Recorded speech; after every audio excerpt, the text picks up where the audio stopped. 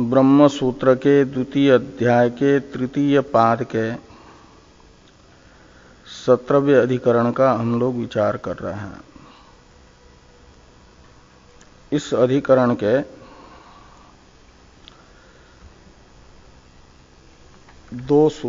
तीन सूत्रों का विचार हो गया है।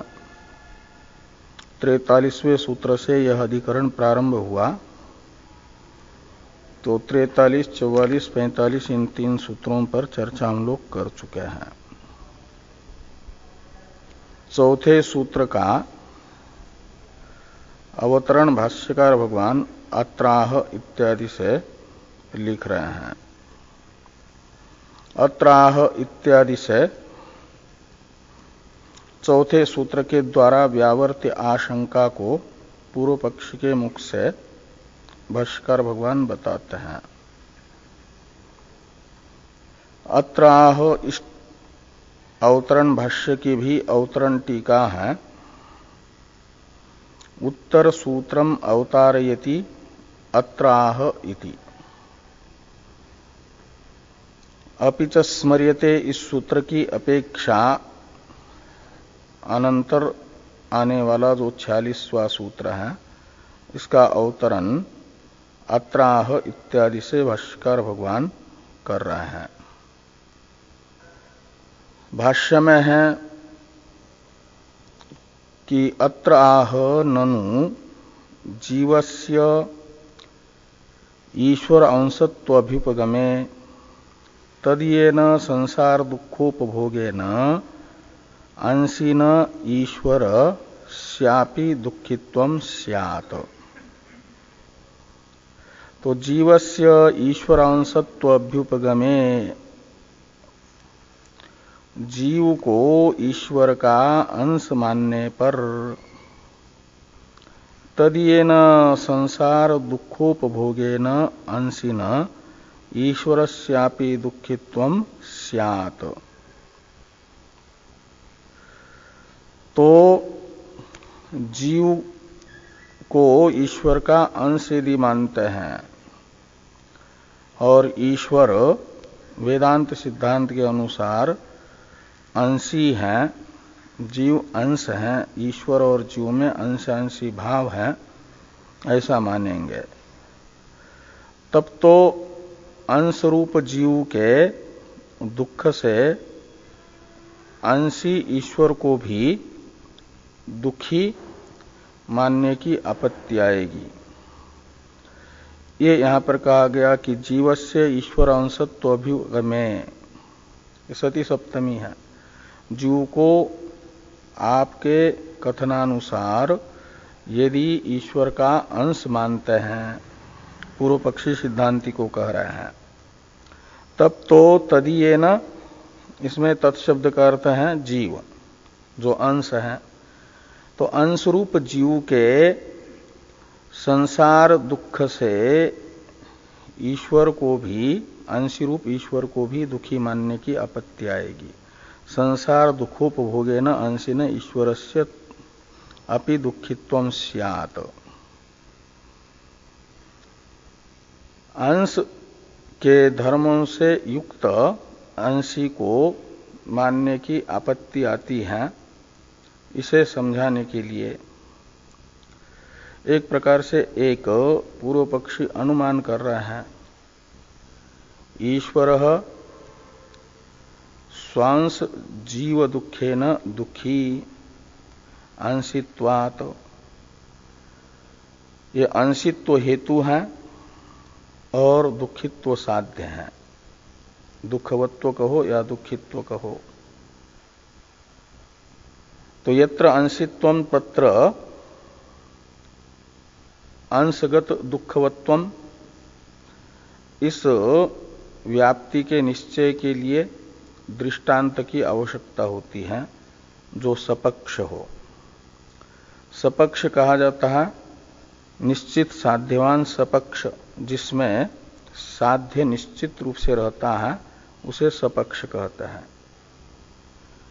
साध्य का निश्चय जिसमें होता है, जैसे धूम रूप हेतु से वह्नि रूपी साध्य को सिद्ध करना होगा, तो दृष्टांत बनता है वन्य क्या नाम महानस यानी भंडार घर, जहां पर साध्य निश्चित रूप से रहता है, उसे सपक्ष कहा जाता है। तो अंश के दुखी होने से अंशी भी उसके दुख से दुखी होता है। इसे समझाने के लिए निश्चित कोई दृष्टांत चाहिए। वो दृष्टांत है देवदत्त। देवदत्त को दृष्टांत के रूप से यथा इत्यादि वाक्य से प्रस्तुत कर रहे भाष्यकार भगवान कि यथा लोके हस्तपादादि अन्यतम अंगगतेन दुखेन अंगिनो देवदत्तस्य दुखित्वम, ये दृष्टांत है। तो जैसे लोक में देखा जाता है, देवदत्त नामक कार्यकरण संघात में अभिमान करने वाला जो जीव, उसे कहा जाता है देवदत्त। देवदत्त नामक कार्यकरण संघात को मय के रूप में जो अभिमान कर रहा है वो है देवदत्त, और उसके अंग हैं, अवयव हैं हस्तपादादि। तो देवदत्त नामक कार्यकरण संघात के जो अनेक अवयव हैं, अंग हैं हस्तपादादि, उनमें से किसी भी अंग के दुख से दुख का अनुभव करता है अंगी रूप देवदत्त। कहीं मार्ग में जाते समय पैर में कांटा चुभ गया तो पैर को दुख होता है, मात्र ऐसी बात नहीं, पैर के दुख से दुखी होता है देवदत्त, जिसका उस पैर रूपी अंग वाले अंगी कार्यक्रम संघात में अभिमान है, वो दुखी होता है। ऐसे समस्त जीव अंश यानी अंग के तरह अंग हैं ईश्वर के, और ईश्वर है अंशी। तो ईश्वर को अंशी मानने पर ईश्वर के अंश स्थानीय समस्त दुखों जीवों के दुखों से ईश्वर को दुखी मानना पड़ेगा। ये तद्वत इस दार्ष्टान्त में बताया गया। तो एक प्रकार से यहां एक अनुमान सूचित हुआ। उस अनुमान का आकार टीकाकार बताते हैं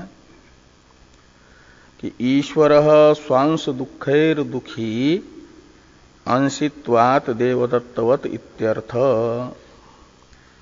जीव से ईश्वर अंशत्व अभ्युपगमे यहां से लेकर के तद्वत यहां तक के ग्रंथ से भाष्कर यानी पूर्व पक्षी ने जो एक अनुमान सूचित किया, वह अनुमान इस प्रकार का है।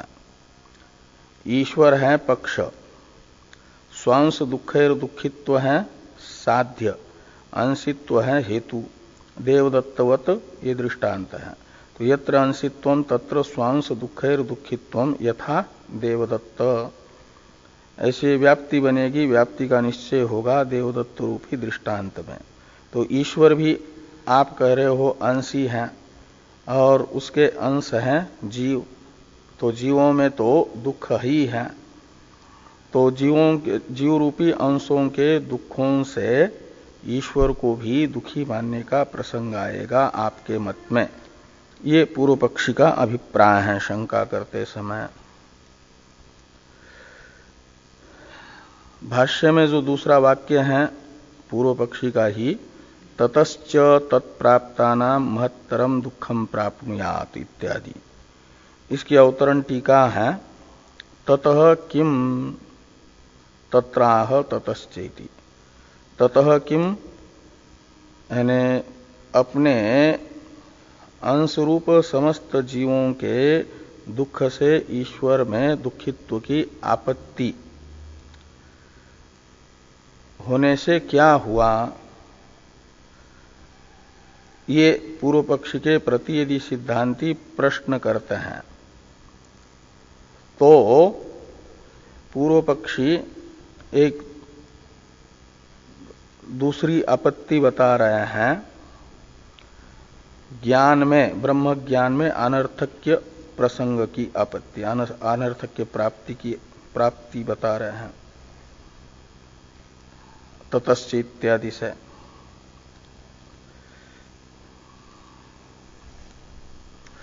तो ततः इत्यादि को देखिए,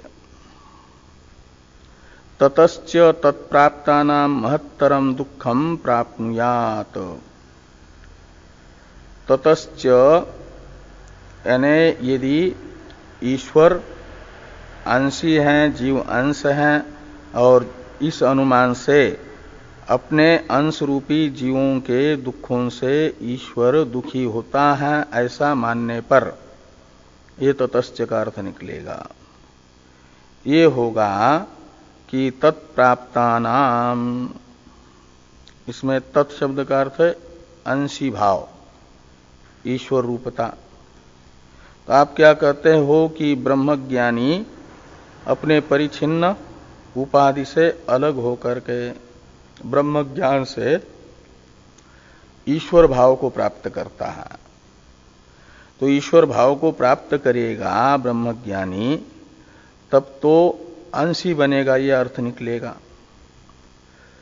तो ब्रह्मज्ञान ने एक अंश को अंश की उपाधि से निकाल करके अंशी बना दिया, और अंशी बनने पर तो हुआ क्या, तो महत्तरम दुखम प्राप्नुयात्। जो पूर्व में दुख हो रहा था ज्ञान से पहले, वो तो मात्र अपना ही दुख हो रहा था, अपनी उपाधि के दुख से ही दुखी जीव था। और ब्रह्म ज्ञान प्राप्त करके जब अंशी भाव को प्राप्त कर लेगा, ईश्वर भाव को प्राप्त कर लेगा, तो सारे जीवों के दुखों से दुखी होगा। तो अज्ञान अवस्था में जो दुख था, उससे महत्तर दुख की प्राप्ति की आपत्ति आ रही है। सभी जीवों के दुखों से दुखी होने की आपत्ति।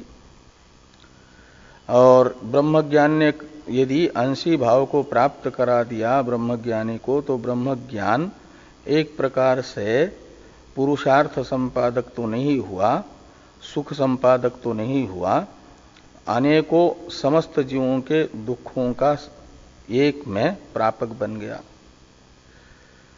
इससे तो अच्छा होता अज्ञानी रहना ही, ये पूर्व पक्षी कह रहे हैं। अतो वरम पूर्वावस्थ संसार एव अस्तु इति।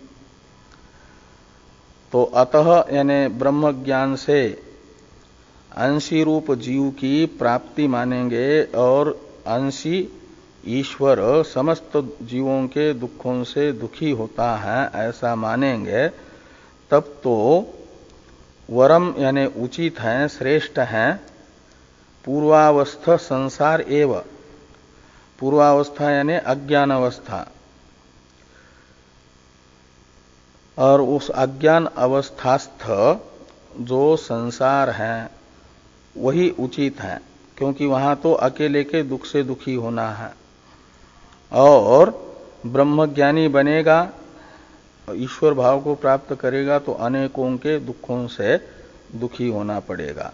पूर्व अज्ञान अवस्था से अधिक ही दुखों से दुखी यानी दुखों की अनुभूति होगी। तो इससे उचित है कि ब्रह्म ज्ञान के लिए प्रयत्न ही न करें। इति सम्यक दर्शन अनर्थक्य प्रसंग स्यात्।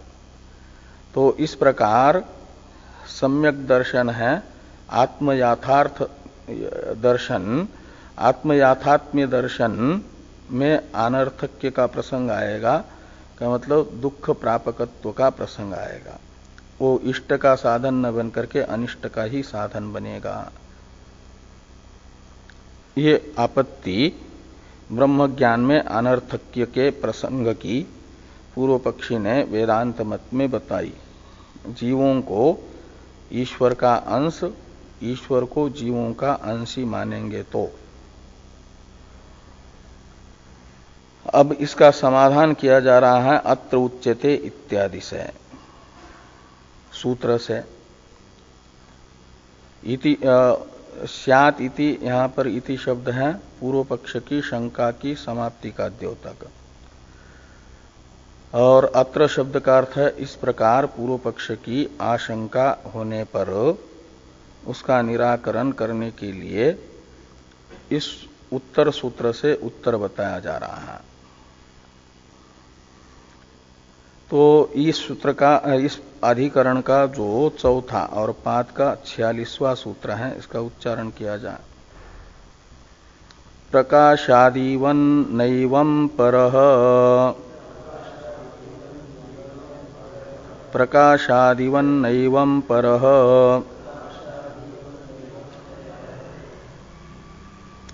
तो 4 पद हैं इसमें, प्रकाशादिवत, न, एवं और परः।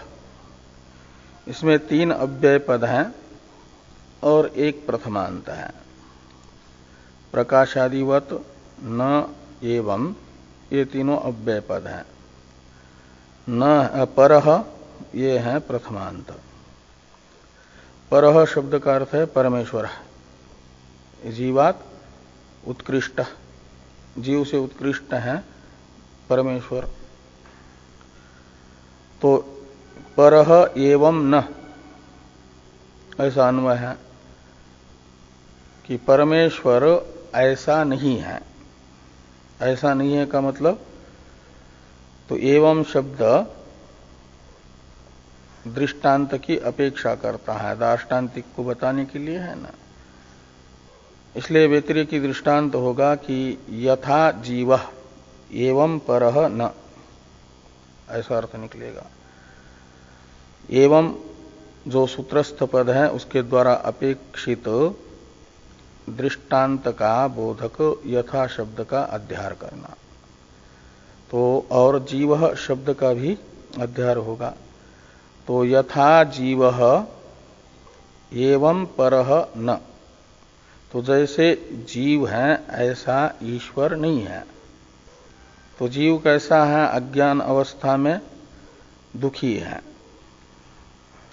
तो इसलिए यथा जीवः दुखी तथा ईश्वरो न दुखी, ये एवं परः न का अर्थ निकलेगा। तो ईश्वर जैसे अज्ञान अवस्था में अपने वास्तविक स्वरूप के अज्ञान वशात प्रारब्ध से प्राप्त भोगायतन भोगोपकरण कार्यक्रम संघात में तादात्म्य अभिमान करके दुखी होता है, वैसा ईश्वर अपनी उपाधि में तादात्म्य अभिमान करके दुखी नहीं होता। ये एवं परः न, इससे बताया जा रहा है। एवं शब्द से दुखी लेना। जीव, पूर्व पक्षी जीव में दुखित्व दिखा करके अंश रूपी जीव के दुखों से ईश्वर में दुखित्व दिखाना चाहते हैं। तो पूर्व पक्षी जो बताना चाहते हैं उसे एवं शब्द से ले करके कहा जा रहा है कि परः न, यानी अपने औपाधिक अंश के तरह अंश रूप जीवों के दुखों से ईश्वर के दुखी होने की आपत्ति नहीं है। नैवं परः इससे बताया गया।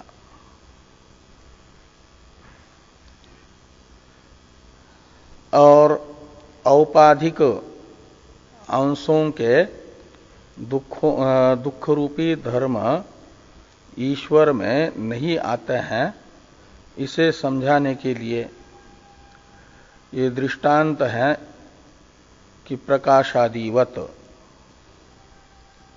तो जैसे प्रकाश, इसका स्वतः कोई आकार नहीं है,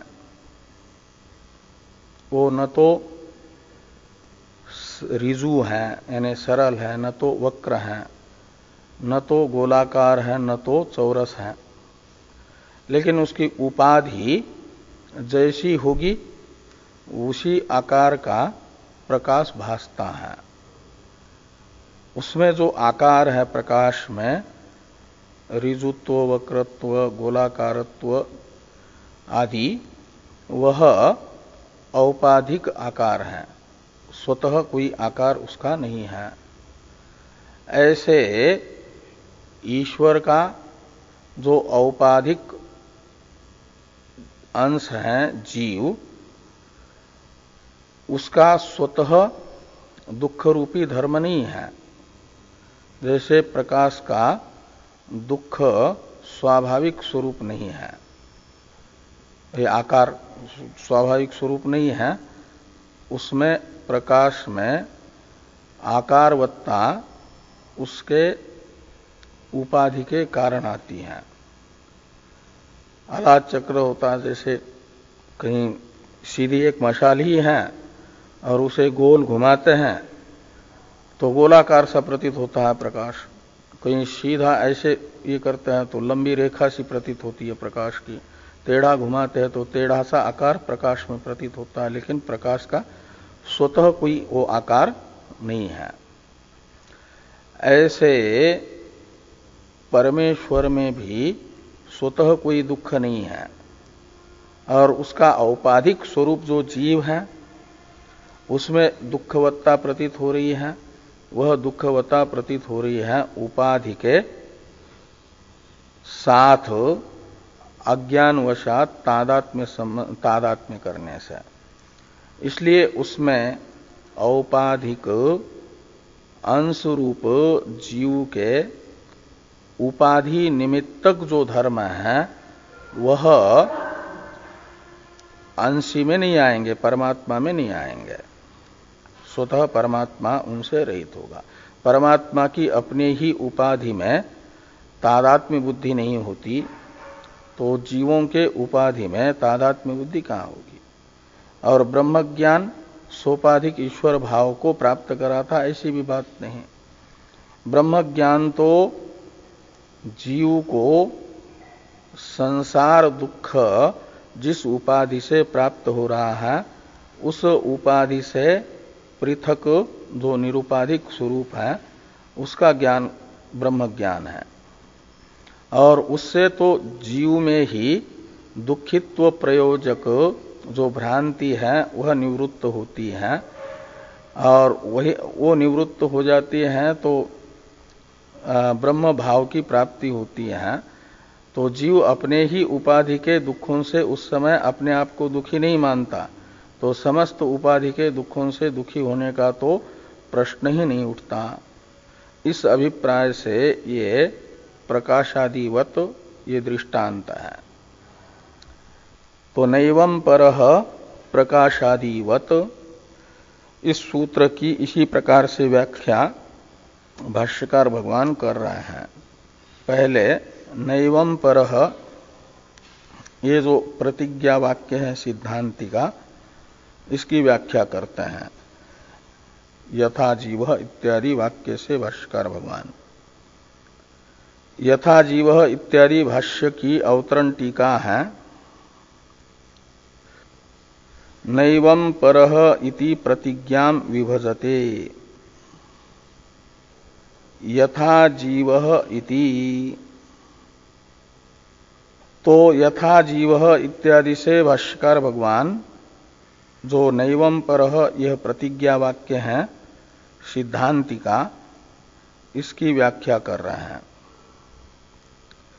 यथा जीव संसार दुखम अनुभवति नैवं परः ईश्वरो अनुभवति इति प्रतिजानीमहे। नैवं परः इसकी व्याख्या करते हुए भाष्यकार भगवान कह रहे हैं कि जैसे संसार दुख का अनुभव जीव को होता है, ऐसा परमेश्वर को दुखों का अनुभव नहीं होता। ये हमारी प्रतिज्ञा है हम सिद्धांतियों की। कहते जो जीव है इसे भी स्वतः दुख नहीं है, भ्रांतिवशात दुख है। जीवो ही अविद्या आवेशवशात इत्यादि से बताया जा रहा है। तो जीव जीवो ही अविद्यावेशवशात देहादि आत्मभावम इव गत्वा तत्कृतेन दुखेन दुखी अहम इति अविद्यया कृतम दुखोपभोगम अभिमन्यते। न एवं परमेश्वरस्य देहाद्यात्म भावो दुखाभिमानो वा अस्ति। तो यथा जीव संसार दुखम अनुभवति, तो जैसे जीव संसार दुख का अनुभव करता है। अच्छा नहीं, जीवो ही अविद्यावेशात आवेशवशात देहादि आत्मभावम इव गत्वा, जीव क्या करता है कि अविद्या आवेशवशात यानी अज्ञानवशात उसकी जो उपाधिभूत कार्यकरण संघात है, देह और आदि शब्द से करण लेना, तो देह है कार्य और आदि शब्द से ग्राह्य करण यानी कार्यकरण संघात, उसमें आत्मभावम इव गत्वा आत्मभाव को प्राप्त करता हुआ सा होता है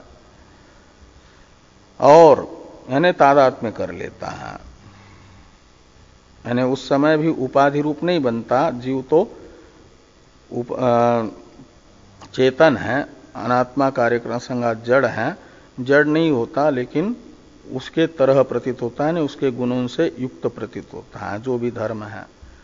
इसलिए तत्कृतेन दुखेन दुखी अहम इति अविद्यया कृतम दुखोपभोगम अभिमन्यते। तो अनात्मा कार्यक्रम संघात में तादात्म्य अभिमान करके उस कार्यक्रम संघात के दुख से मैं दुखी हूं ऐसा अभिमान कर लेता है, और ये अभिमान अविद्यक है। इसलिए कहते अविद्या कृतम दुखोपभोगम अभिमन्यते, दुख का अनुभव करता है। ये दुखानुभव अविद्यक है का मतलब दुख तो है धर्म अंतःकरण रूपी क्षेत्र का, अनात्मा का। इच्छा द्वेष सुखम दुखम संघातस चेतना धृति, इस श्लोक में भगवान अंतःकरण रूपी क्षेत्र का इच्छादि को धर्म बता रहे हैं, उसमें दुख भी आ गया। तो दुखात्मक धर्म से युक्त तो है अनात्मा अंतःकरण, और अपने वास्तविक स्वरूप के अज्ञानवशात अंतःकरण को ही जीव मान लेता है अपना स्वरूप, उसके साथ तादात्म्य करके, और इसलिए ये धर्मी अध्यास हुआ। अंतःकरण को जीवात्मा ने मैं मान लिया, तो अंतःकरण का जो दुख रूपी धर्म है वह अपना मान लेता है। अपना मान करके दुख रूपी धर्म से युक्त अंतःकरणात्मक ही स्वयं को मानने से स्वयं मैं दुखी हूं ऐसा अनुभव करता है।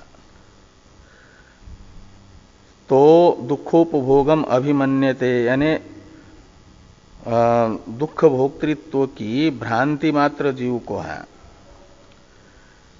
तो जीव भ्रांति से दुख का अनुभव कर रहा है। कहते इस प्रकार की भ्रांति ईश्वर को नहीं होती।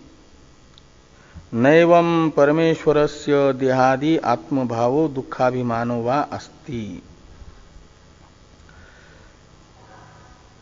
दुखाभिमान का प्रयोजक है देहादि में आत्मभाव। जीव भी अज्ञान अवस्था में भी प्रसिद्ध जो 3 अवस्थाएं हैं उनमें से सुषुप्ति अवस्था में दुखित्व का अनुभव नहीं करता। इसलिए नहीं अनुभव करता, दुखोपभोग नहीं करता कि उसका दुखानुभव प्रयोजक अनात्मा कार्यक्रम संघात में आत्माभिमान उस समय नहीं रहता। और जागृत और स्वप्न अवस्था में जीवों को दुख की अनुभूति होती है, इसलिए होती हैं कि दुख का प्रयोजक वहां पर अनात्मा कार्यक्रम संघात में आत्माभिमान विद्यमान है। तो इस अन्वय सहचार व्यतिरेक सहचार से निश्चित होता है कि अनात्मा कार्यक्रम संघात में आत्माभिमान रूप जो भ्रांति है ये दुख भोक्तृत्व की प्रयोजक है, और यह प्रयोजक जहां रहेगा वहां दुख होगा, और अनात्मा कार्यक्रम संघात में आत्माभिमान रूप प्रयोजक का अभाव जहां होगा वहां दुख नहीं होगा। जीव में भी ये नहीं रहता है तो जीव को दुख नहीं होता, और ईश्वर में तो किसी भी अवस्था में अनात्मा कार्यक्रम संघात में आत्माभिमान रूपी दुखित्व का प्रयोजक रहता ही नहीं। हमेशा ईश्वर में इस दुख के प्रयोजक का अभाव ही है। अभाव ही होने से ईश्वर में दुखाभिमान भी नहीं रहेगा, दुखित्व भी नहीं रहेगा। इसे यहां पर कहा गया कि नैवं परमेश्वरस्य देहाद्यात्मा आत्मभाव। देहादि आत्मभाव का मतलब अनात्मा कार्यक्रम संघात में आत्माभिमान जो दुखित्व की प्रयोजक भ्रांति है। तो दुखित्व की प्रयोजक भ्रांति के न होने से उसका प्रयोज्य जो दुखाभिमान है वो भी नहीं रहेगा, यानी दुखित्व भी ईश्वर में नहीं रहेगा। तो दुखाभिमानो वा नास्ति, प्रयोजका भावात प्रयोज्या भाव ये बताया। टीका में एक दो वाक्य है, इसको देखिए। पूर्व पक्षी ने जो अनुमान किया था ईश्वरो स्वांश दुखैर दुखी अंशित्वात देवदत्तवत, इस अनुमान में प्रयुक्त जो पूर्व पक्षी का अंशित्व रूप हेतु है, सिद्धांति का अभिप्राय है, कथन है कि यह सद हेतु नहीं है, हेत्वाभास है। हेत्वाभास 5 प्रकार के होते हैं, उसमें से ये अंशित्व रूप हेतु असिद्ध नाम का हेत्वाभास है। असिद्ध नाम के हेत्वाभास के भी कई एक प्रकार है, उसमें से व्याप्यत्वा सिद्ध नाम का हेत्वाभास है। हाँ, 3 प्रकार का है, तो उसमें से व्याप्यत्वा सिद्ध नामक हेत्वाभास है यह अंशित्व हेतु। व्याप्यत्वा सिद्ध कहा जाता है सोपाधिको हेतुर व्याप्यत्वा सिद्ध, उपाधि से युक्त हेतु को व्याप्यत्वा सिद्ध नाम का हेत्वाभास कहा जाता है। तो ये जो अंशित्व रूप हेतु है यह व्याप्यत्वा सिद्ध नाम का हेत्वाभास इसलिए है कि उपाधि से युक्त है। इसमें उपाधि क्या है? तो उपाधि बताया टीका में भ्रांति काम कर्म रूप दुख सामग्री मत्व, ये उपाधि है। ये लिखते हैं टीका में टीकाकार कि देवदत्त दृष्टान्ते भ्रांति काम कर्म रूप दुख सामग्री मत्वम उपाधि।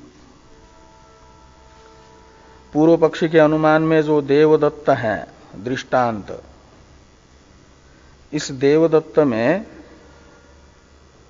स्वांश दुखों से दुखित्व का प्रयोजक ये दुख की सामग्री मत्ता है।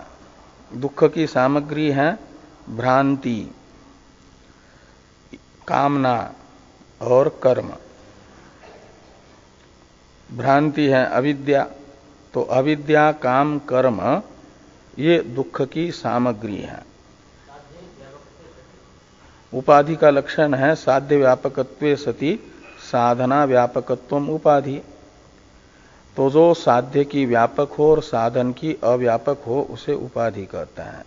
तो पूर्व पक्षी के अनुमान में जो साध्य है स्वांश दुखैर दुखित्व, इसकी तो व्यापक है ये, और अंशित्व की अव्यापक है। अंशित्व की अव्यापक और स्वांश दुखेर दुखित्व रूप साध्य की व्यापक है। वो इस प्रकार होगा कि यत्र साध्यम तत्र उपाधि, ये करेंगे तो उपाधि में साध्य व्यापकत्व माना जाएगा। तो यत्र साध्य यानी यत्र स्वांश दुखेर दुखित्वम तत्र भ्रांति काम कर्म रूप दुख सामग्री मत्वम यथा देवदत्त, ये ले लो कि देवदत्त में अपने अंश जो हस्तादि हैं, हस्तपादादि, और इनके दुखों से दुखित्व प्रतीत हो रहा है, और उसी देवदत्त में ये प्रतीत होता है जहां उसमें वहां दुख सामग्री भी रहती है, भ्रांति। वो शरीर को मैं मान लेता है, कार्यकरण संघात को, देहादि में आत्माभिमान रूप भ्रांति उसमें होती है, तभी हस्तपादादि के दुखों से अपने आप को दुखी मान लेता है। जिसमें जिन हस्तपादादि अवयवों में दुख है, उन अवयव वाले अवयवी शरीर में आत्माभिमान नहीं है जिसका, उसे अनात्मा उस शरीर के तत्तद अंगों के दुख से दुखित्व की अनुभूति भी नहीं होगी। तो देवदत्तादि जो अज्ञानी जीव, जिनका देवदत्तादि नामक शरीर में आत्माभिमान रूप अध्यास है जिनमें, तो ये भ्रांति हुई। और अज्ञानी है तो उसके अंदर कामना भी रहती है, कर्म भी रहता ही है, और ये सब दुख की सामग्री है देवदत्त में, इसलिए उसे दुख की अनुभूति हो रही है। तो यत्र साध्यम यानी स्वांश दुखेर दुखित्वम तत्र भ्रांति काम कर्म रूप दुख सामग्री सत्वम, ये साध्य व्यापकत्व आया उपाधि में। और यत्र अंशित्वम तत्र न भ्रांति काम कर्म रूप दुख सामग्रीवत्वम यथा ईश्वर, ये लगा सकते हैं, या ब्रह्मज्ञानी जीव, ब्रह्मज्ञानी जो है उनमें ये ईश्वर है, ब्रह्मज्ञानी है, अंशित्व है, और गहरी नींद में जीव वो भी अंशी तो है, लेकिन उसमें उनके दुखों से दुखित तो नहीं है, क्योंकि दुख की सामग्री भ्रांति काम कर्मवत्ता वहां नहीं है। तो इस प्रकार ये उपाधि का लक्षण भ्रांति काम कर्म रूप दुख सामग्री में घटता है। और इस उपाधि से युक्त ये उपाधि जहां रहेगी वहां पर स्वांश दुखेर दुखित्व रूप साध्य रहेगा, और ये उपाधि जहां नहीं है वहां नहीं रहेगी ये साध्य की प्राप्ति, स्वांश दुखेर दुखित्व रूप साध्य। इसी को आगे टीकाकार कह रहे हैं कि तद अभावात न ईश्वरस्य दुखित्व प्राप्ति, ईश्वर में भ्रांति काम कर्म रूप दुख सामग्री का अभाव होने से, तद अभावात में तत् शब्द से लेना उपाधि जो बताई गई, उस उपाधि का अभाव होने से ईश्वर में दुखित्व की प्राप्ति नहीं होगी, न दुखित्व प्राप्ति। और इस बात को पहले सिद्धांतियों ने कहा भी है, इसका स्मरण मात्र करा रहे टीकाकार कि उक्तंच एतत् अभेदेपि प्रतिबिंब बिंबयोर धर्म व्यवस्था इति भाव।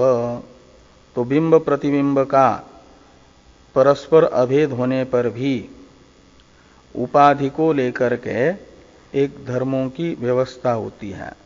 उपाधि निमित्तक जो धर्म हैं वे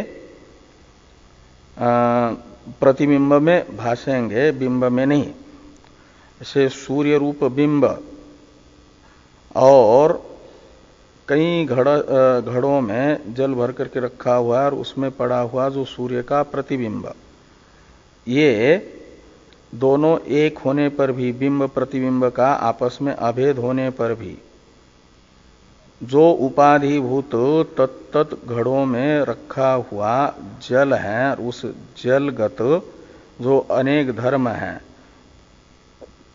कोई जल हिल रहा है तो कंपन जल में, उपाधि में, वह प्रतिबिंब में भले ही भासे, लेकिन प्रतिबिंब से अनन्य, प्रतिबिंब जिससे अनन्य है बिंब से, उस बिंब में हलचल नहीं होगी।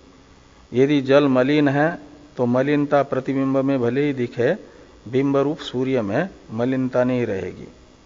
ये सब जो धर्म हैं प्रतिबिंब के, प्रतिबिंब में उपाधि के प्रतीयमान, वह प्रतिबिंब में भाषित होने पर भी बिंब से जिस बिंब से अभिन्न प्रतिबिंब है उसमें नहीं होते। इस बात को पहले हम कह चुके हैं, धर्मों की व्यवस्था।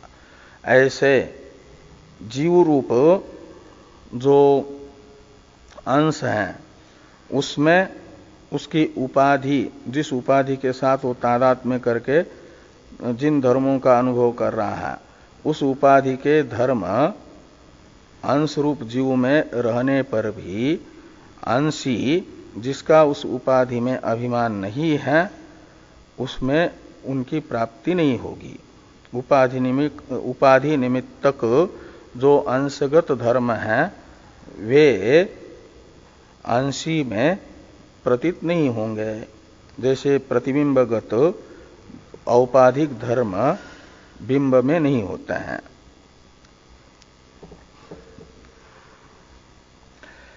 तो उक्तंच एतत् अभेदेपि बिंब प्रतिबिंबयोर, बिंब और प्रतिबिंब का आपस में अभेद होने पर भी उनके धर्मों की व्यवस्था बताई। प्रतिबिंब के उपाधि निमित्तक धर्म प्रतिबिंब तक ही सीमित रहेंगे, बिंब में उनका निस्सरण नहीं होगा। जीवस्यापि अविद्याकृत नाम रूप निर्वृत्त देह इंद्रिय इत्यादि की अवतरण टीका है। दुःखस्य भ्रांतिकृतत्वं प्रपंचयति जीवस्यापि इत्यादिना।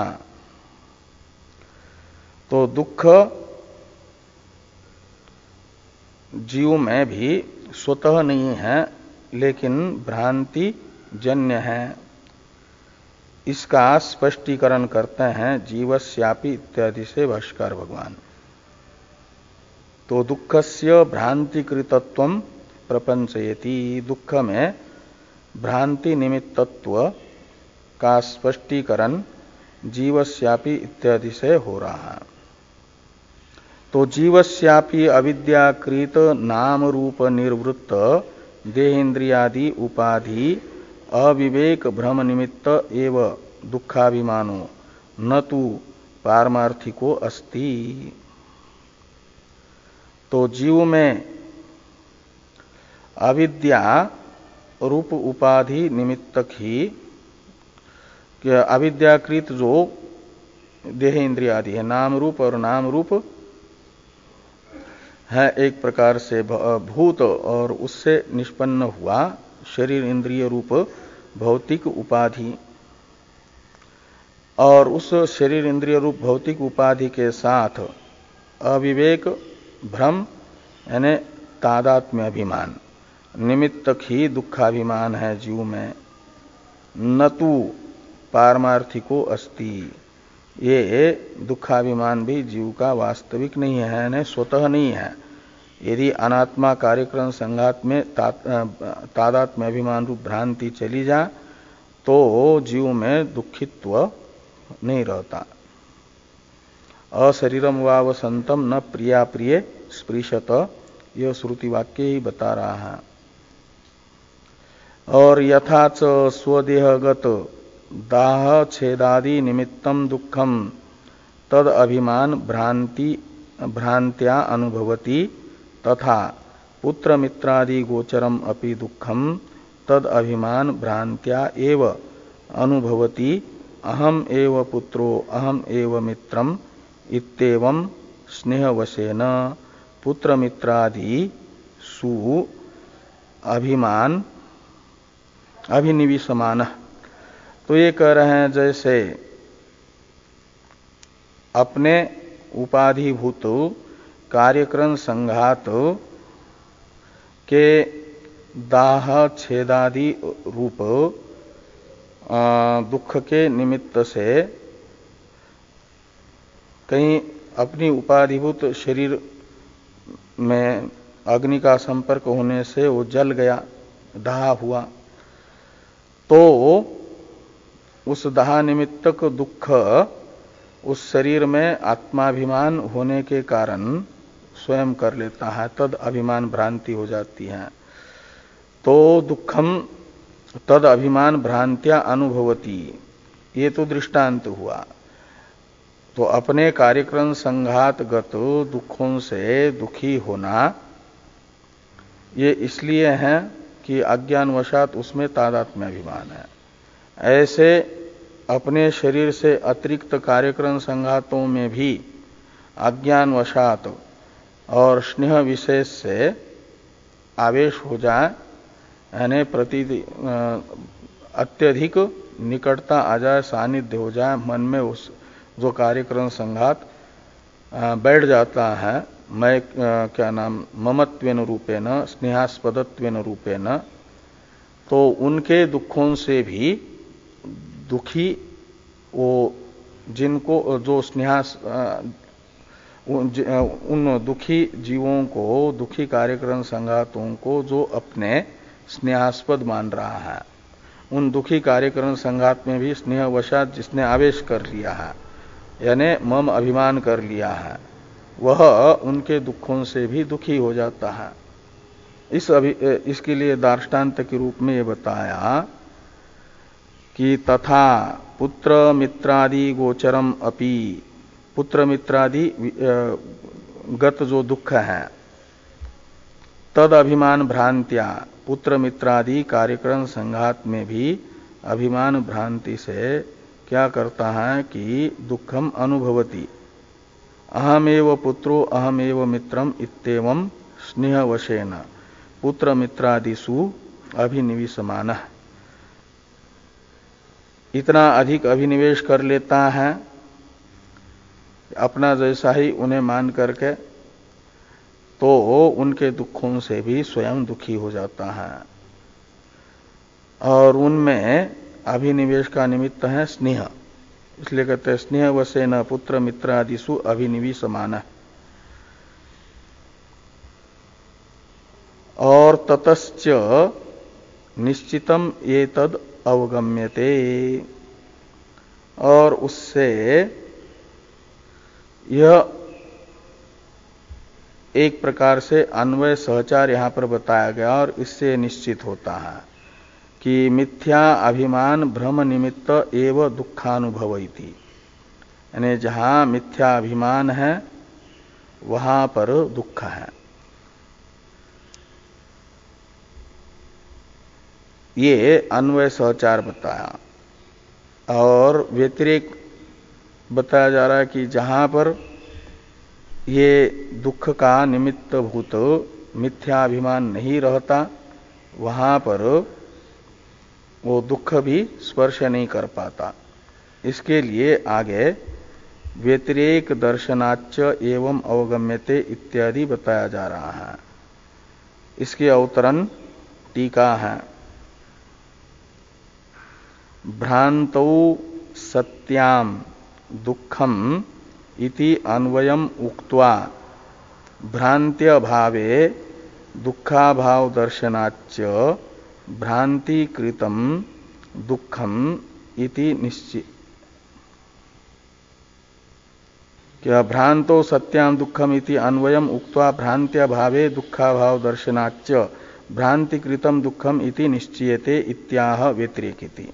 ठीक है, तो अन्वय सहचार व्यतिरेक सहचार ये साध्य साधन भाव का नियामक होता है, निश्चायक होता है। तो ये कह रहे हैं कि भ्रांतो सत्याम दुखम, ये अन्वय सहचार हुआ, भ्रांति रहेगी तो दुख होगा, ये अन्वय बता करके अब भ्रांत्या भावे दुखा भाव रूप व्यतिरेक सहचार से भी ये निश्चित होता है कि भ्रांति तथा दुख इनका साध्य साधन भाव है, प्रयोज्य प्रयोजक भाव है। इसलिए भ्रांति कृतम दुखम इति निश्चीयते। इस अभिप्राय से व्यतिरेक सहचार बताया जा रहा है कि व्यतिरेक दर्शनाच्च एवं अवगम्यते। एवं अवगम्यते यानी भ्रांति निमित्तक ही दुख है। यह बात भ्रांति का अभाव होने पर दुख के अभाव से भी निश्चित हो जाता है, ना व्यतिरेक सहचार से भी निश्चित हो जाती है बात। तथा ही इत्यादि से व्यतिरेक बताया जा रहा है, यानी व्यतिरेक सहचार का उदाहरण बताया जा रहा है। ये थोड़ा 4-5 पंक्तियां हैं, लंबा है, इसको हम लोग कल देखेंगे।